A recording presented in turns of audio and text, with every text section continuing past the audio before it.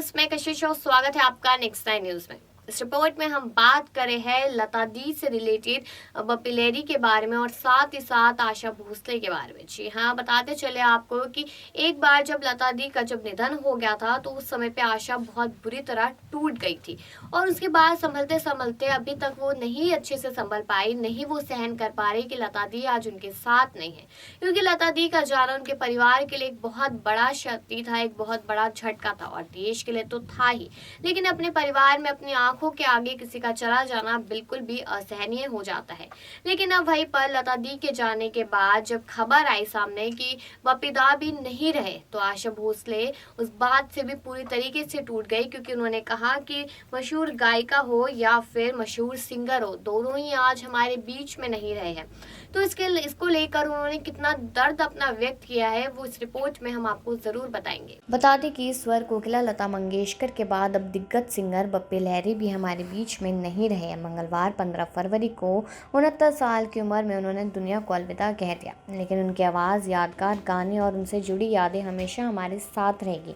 अब लता मंगेशकर की छोटी बहन आशा भोसले ने खास बातचीत में बप्पी लहरी से जुड़ी कई यादें शेयर की हैं। उन्होंने बताया कि अभी मैं दीदी का 10वां करके बाढ़ गंगा से लौटी हूँ। हम लोग तो बप्पी लहरी के अंतिम संस्कार में जा नहीं सकते क्योंकि अभी दीदी के 13वां नहीं हुआ है। हिंदू धर्म के अनुसार अभी घर में सूतक है, लेकिन मैं बप्पी दा के घर जाना चाहती हूँ। आशा भोसले ने बताया कि बप्पी को मैं मिलना चाहती थी। मैंने कई बार ड्राइवर से बोला कि चलो चलकर बप्पी दा से मिलते हैं, लेकिन उसने कहा कि इस कोरोना काल में जाएंगे तब अगर उनको कुछ हो गया तब आपकी बदनामी हो जाएगी, फिर आपको अच्छा नहीं लगेगा। मैंने बोला मुझको नहीं है, तब उनको कैसे हो जाएगा, किसी को कुछ हो या नहीं, पर इस वक्त किसी के घर जाना नहीं चाहिए। कुछ हो जाएगा तब बोलेंगे कि आशा आई थी। ये कहकर मुझे समझा दिया और मैं मिलने नहीं जा सकी। आज पता लगा कि वे चले गए और मेरा मिलना नहीं हुआ।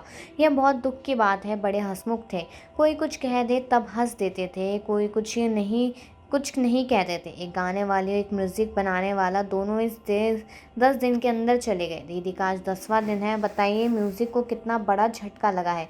उनके चाहने वालों के मन पर बहुत गहरा असर हुआ है। आशा भोसले ने कहा कि बप्पी दा जब आए थे तब मैं उनकी पहली फिल्म में गई थी। ये आमिर खान के पिता ताहिर हुसैन की फिल्म थी।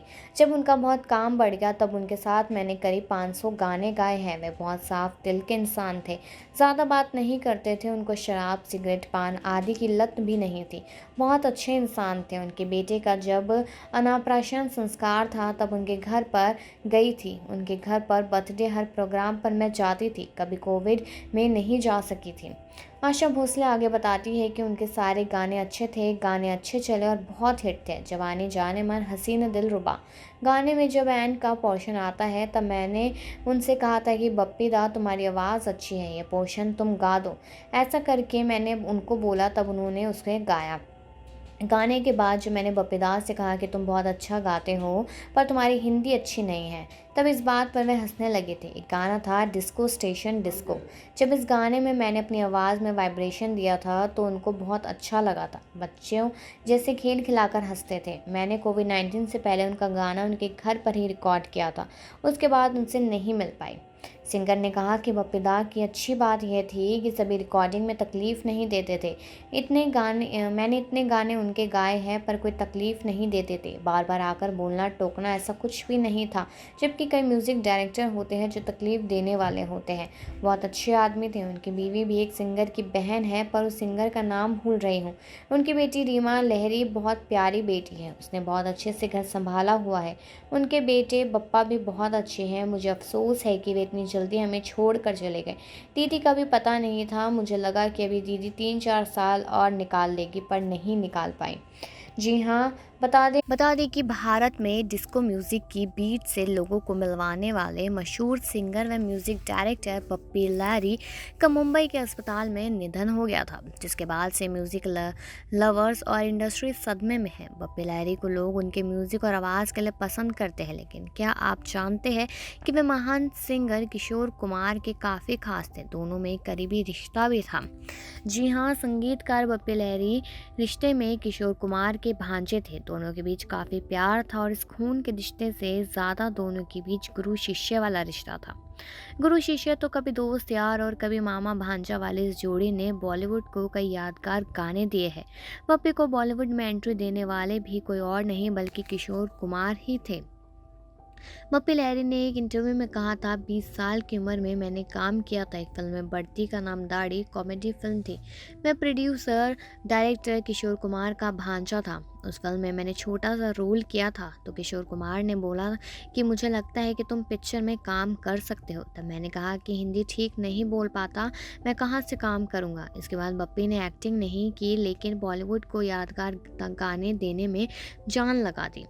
एक दौर ऐसा भी था जब बॉलीवुड में डिस्को डांसर के बाद सिर्फ और सिर्फ बप्पी लहरी का सिक्का जमा हुआ था, लेकिन इस सफलता से जलने वाले किसी शख्स ने बॉलीवुड में बप्पी लहरी का बायकॉट शुरू कर दिया। इसके बाद उनके कंपोज किए गाने सबके सपने आने बंद कर दिए। इस बुरे दौर में सिर्फ और सिर्फ किशोर कुमार ने उनके गाने गाए। बप्पी लहरी का आज यानी बुधवार 16 जनवरी 2022 को मुंबई के एक अस्पताल में निधन हो गया। वे 69 ईयर्स के थे। बप्पी लहरी को 1970-80 के दशक की शुरुआत की गई फिल्मों जैसे चलते चलते, डिस्को डांसर और शराबी में लोकप्रिय गाने देने के लिए जाना जाता है।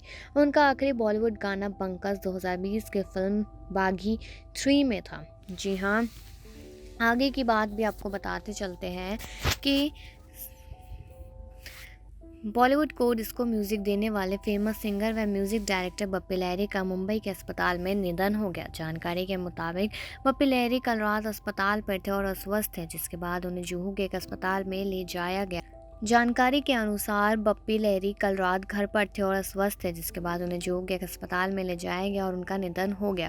बप्पी लहरी का आज मुंबई के एक अस्पताल में निधन हो गया। वह 59 वर्ष के थे। बप्पी लहरी को 1970-80 के दशक की शुरुआत की कई फिल्मों जैसे चलते चलते, डिस्को डांसर और शराबी में लोकप्रिय गाने देने के लिए जाना जाता है। बता दें कि बप्पी लहरी 1 महीने से अस्पताल में भर्ती थे और साथ ही साथ उनकी हालत भी लगातार बिगड़ती जा रही थी।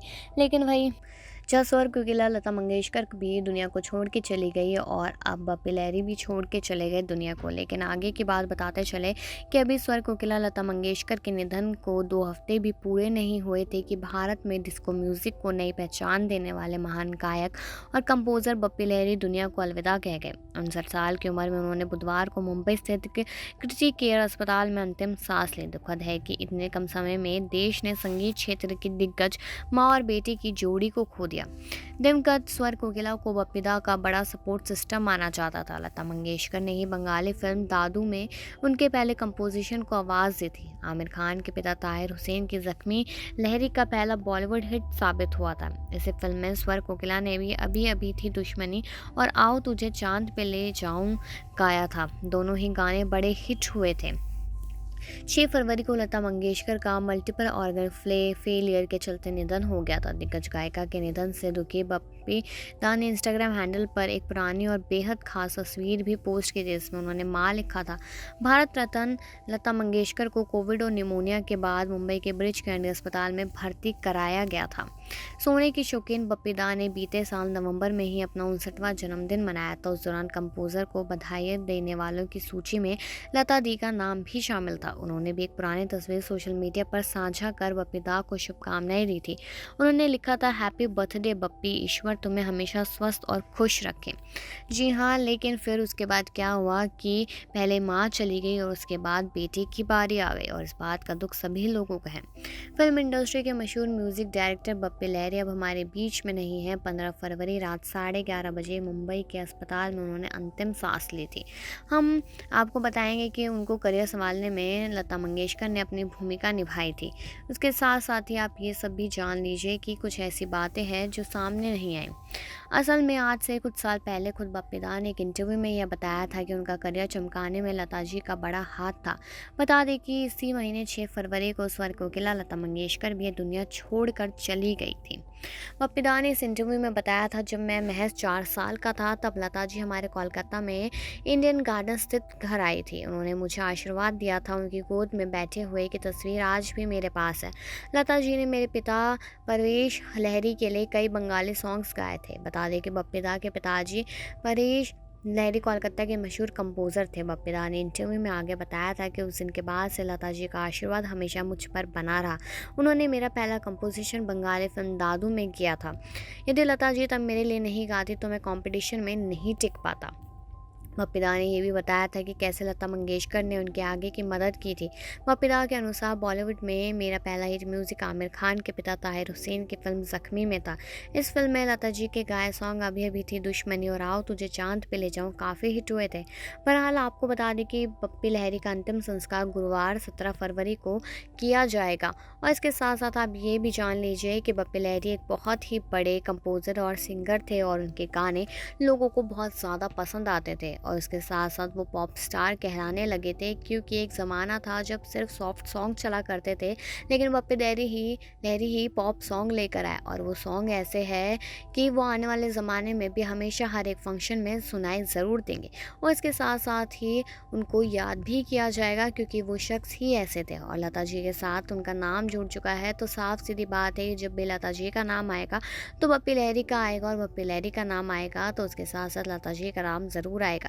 लेकिन वही बताते चले कि आशा जी ने काफ़ी कुछ अपनी ज़िंदगी में किया है, काफ़ी कुछ गलत भी हुआ है, काफ़ी कुछ सही भी हुआ है, लेकिन वो हमेशा सुर्खियों में रही है। वही लता जी की बात की जाए तो वो स्वर कोकिला एक इंटरनेशनल हस्ती थी और वो ज़िंदगी भर लोगों को याद आती रहेगी। लेकिन वही बप्पी दा की बात कर ली जाए तो उन्होंने एक ज़माना जिसमें सिर्फ सॉफ्ट सॉन्ग ही चला करते थे, वहाँ पर वो पॉप सॉन्ग लेकर आए और वो सॉन्ग सारे ऐसे हैं जो आने वाली सदियों तक लगातार अपने फंक्शंस में लोग चलाते रहेंगे और बप्पी दा को याद करते रहेंगे। तो वहीं पर अब आशा जी ने यही कहा है कि ये दोनों स्टार्स ऐसे हैं जिनको भूले से भी नहीं भुलाया जा सकता, लेकिन अब डर ही लगता है कि बॉलीवुड इंडस्ट्री में कोई हमको फिर से छोड़ के ना चला जाए। तो आपको ये अनसुना किस्सा कैसा लगा है कमेंट सेक्शन में ज़रूर बताएं और बाकी खबरों के लिए देखते रहिए नेक्स्ट 9 न्यूज़।